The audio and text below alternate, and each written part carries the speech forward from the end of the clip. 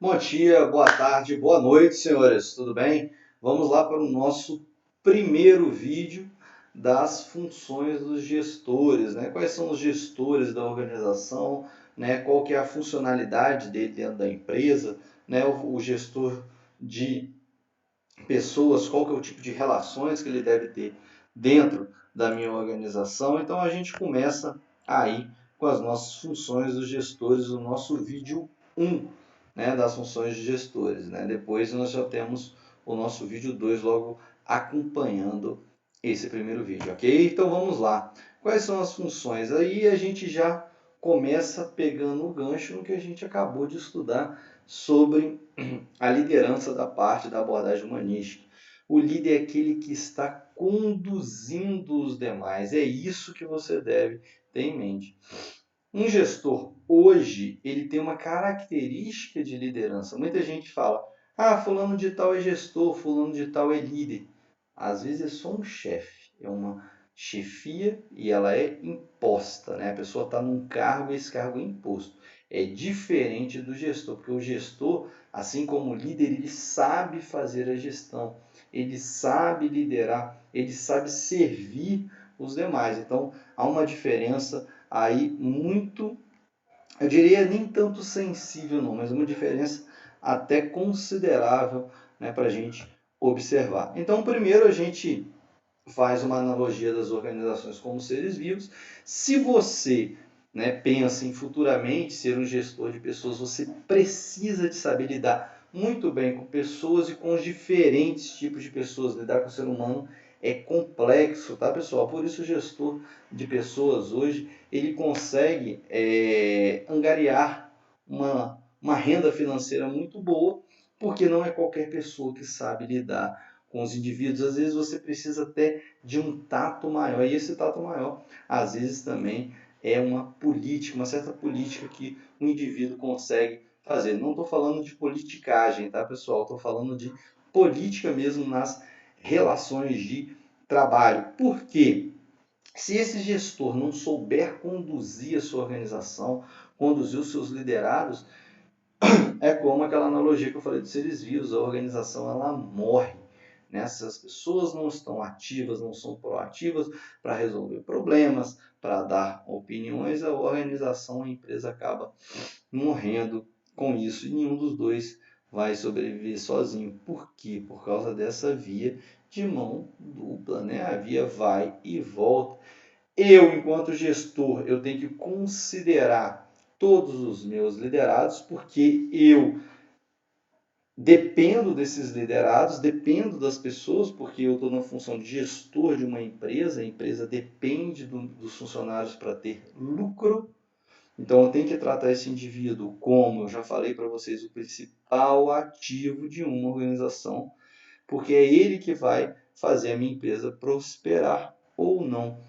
Os indivíduos também eles precisam de saber reconhecer o papel da empresa. Não adianta você ser um gestor de organização, um gestor de empresa, você tenta tratar o indivíduo da melhor forma. Se o indivíduo não souber reconhecer o seu trabalho e que os objetivos da empresa são maiores, ele também não precisa de estar sendo mais um colaborador da organização.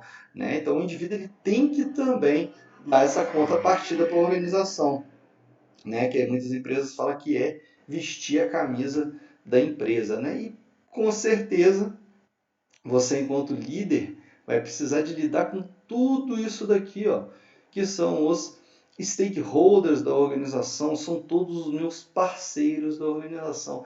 E aí há que se ter um tato político muito bom, porque são pessoas, né, ou instituições de diversos segmentos, até mesmo a sociedade, que você vai precisar de lidar.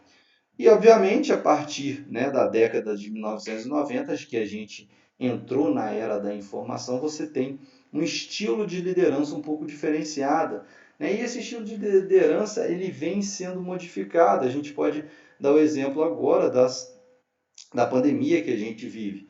Né? O gestor, hoje, ele não tem aquele tato físico nas organizações durante esse período de pandemia. Então, ele precisa de né, tá às vezes num vídeo, outras formas de interagir, só que tomando muito cuidado, porque às vezes, dependendo do meio que ele utiliza, não, uma ferramenta que é só escrita, né, um vídeo, de repente, o funcionário achou que eu estou brigando ou não, então há que se ter uma percepção um pouco mais apurada de como que eu vou fazer a gestão de pessoas nessa era da informação e com a questão da pandemia, você, né, não ter o tato físico com os funcionários, isso é bem complicado, né? E os gestores têm que observar aí.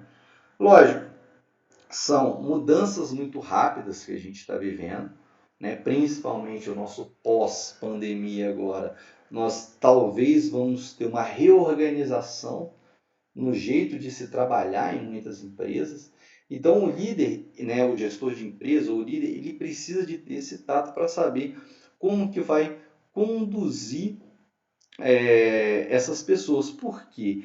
Porque a empresa depende de resultado. A partir do momento que eu souber liderar um número maior de pessoas, trazer mais pessoas para trabalhar junto comigo para alcançar um resultado, aí sim eu vou conseguir me sobressair perante os demais que não estão fazendo isso ou que estão com mais dificuldade, né? Por quê? Porque o trabalho ele vem sendo substituído cada vez mais pelo trabalho intelectual.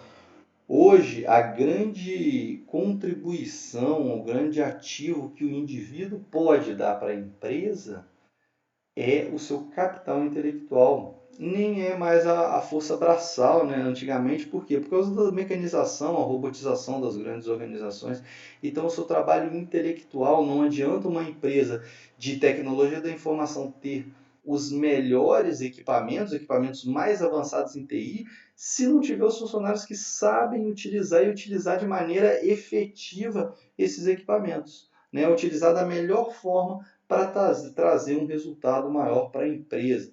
Então, se esses funcionários não souberem utilizar dessa maneira, fica muito difícil dessa empresa se sobressair, mesmo com os equipamentos mais avançados de tecnologia no mercado.